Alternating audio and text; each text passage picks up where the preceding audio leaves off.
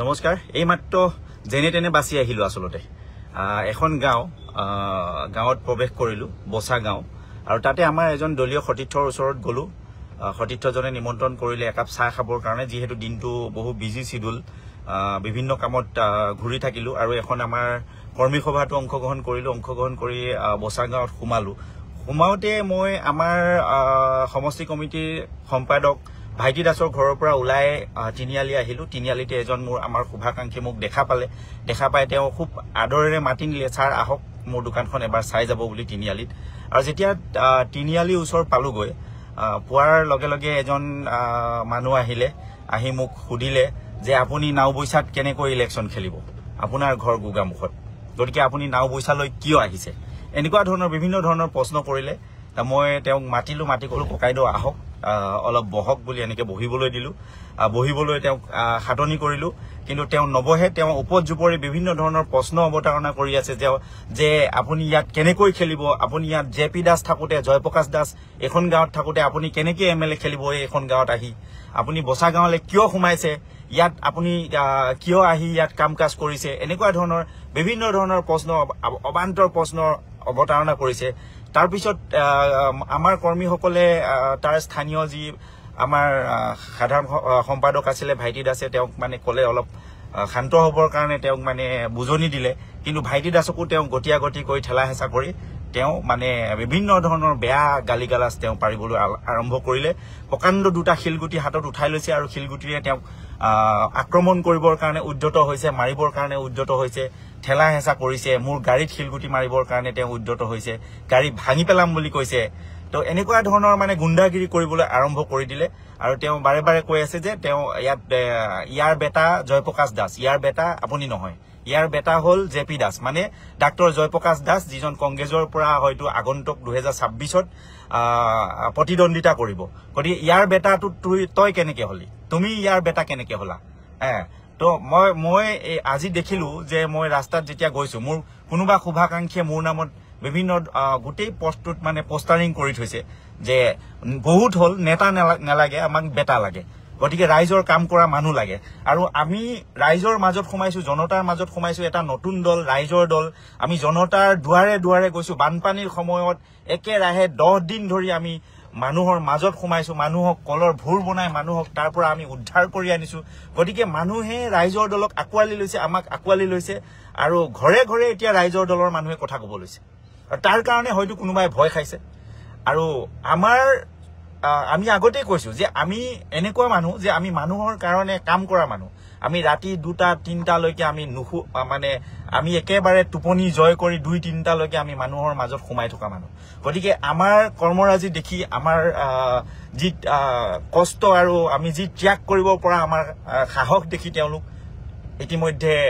বিতত হৈছে ভয়ত বিতত হৈ গৈছে আৰু যাৰ কাৰণে তেওঁলোকে আমাক আক্ৰমণ কৰিবলৈ উদ্যত হৈ আহিছে আৰু যাৰ পৰিণতিত আমাক বসা গাঁৱৰ আমাৰ ভাইটি দাসৰ ঘৰৰ সেই তিনিআলিটোত আমাক তেওঁ আক্ৰমণ কৰিবৰ কাৰণে আমি 10-12 জনীয়া আমাৰ যি দল আছিল আমাৰ ৰাইজৰ দলৰ যিসকল আমাৰ নেতা কৰ্মী আছিল আমাৰ সমষ্টি কমিটিৰ সাধাৰণ সম্পাদক দুজনকৈ সাধাৰণ সম্পাদক আছিল আমাৰ প্ৰচাৰ সম্পাদক আছিল আমাৰ প্ৰায় 12-14 জনীয়া আমাৰ দলটোক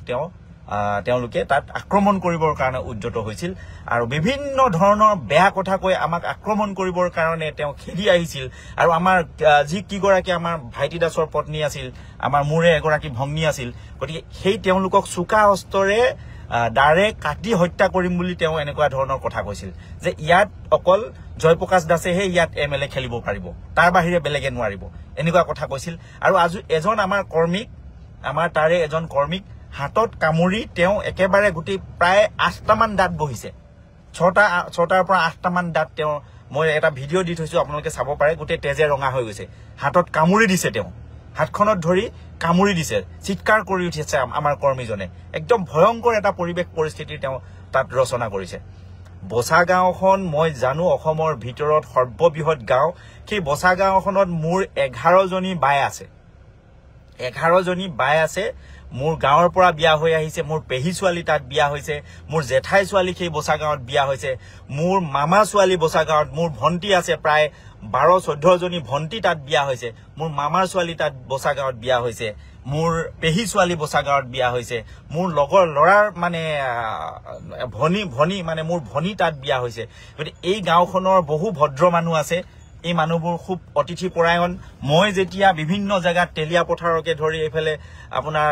মুদৈ বিলকে ধৰি বিভিন্ন ঠাইত ভিতৰে ভিতৰে যেতিয়া ঘূৰি থাকো মই বসা গাঁৱৰ মোৰ বাইক মই নিজৰা বাইক ফোন লগাও যে বাই ভোক লাগিছে ভাতটো খাজু কৰি থ বুলি আৰু সেই বসা গাঁৱতে সোমাই মই ভাতটো খাই মই ঘৰলৈ আহো মই কেতিয়াবা মোৰ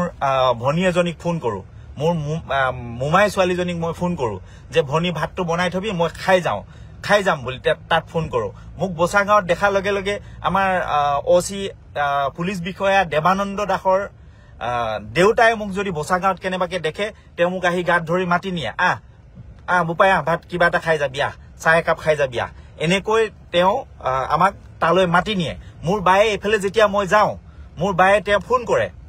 মোৰ বায়ে ফোন কৰে যে তই ইয়াত ক'ত আছ ভাত খাবলৈ পালি নে নাই ভাতটো খাই যাবি এনেকে ফোন কৰে গতিকে এই বসা গাঁওখনত আবেগ আছে আমাৰ অসমৰ ভিতৰত সৰ্ববৃহৎ এখন গাঁও এই গাঁওখনত আবেগ আছে কিন্তু এই গাঁওখনত কিছুমান এনেকুৱা অভদ্ৰ মানুহ আছে যি গোটেই মানে এই অঞ্চলটোতে তেলাহী অঞ্চলটোতে বসা গাঁৱৰ নাম বদনাম কৰি দিয়ে এনেকুৱা ধৰণৰ কিছুমান বেয়া মানুহৰ কাৰণে গোটেই বসা গাঁওখনৰ নাম বদনাম হৈ যায় এই বসা গাঁওখনত এচিএস অফিচাৰ আছে আইপিএস বিষয়া আছে এপিএস বিষয়া আছে পুলিচ বিষয়া আছে শিক্ষা বিষয়া আছে এই বসা গাঁওখনৰ পৰা এসিস্টেন্ট প্ৰফেসৰ আছে এই বসা গাঁওখনত শিক্ষা বিষয়া আছে গতিকে এই বসা গাঁৱৰ নাম গোটেই অসমত ৰৈ বৈ গৈছে কিন্তু আনফালে এছাম এনেকুৱা কেইজনমান ব্যক্তিৰ কাৰণে এই গাঁওখনৰ নাম বদনাম হৈছে গতিকে বসা গাঁও আমাৰ আবেগ মই এজন অনুসূচিত জাতিৰ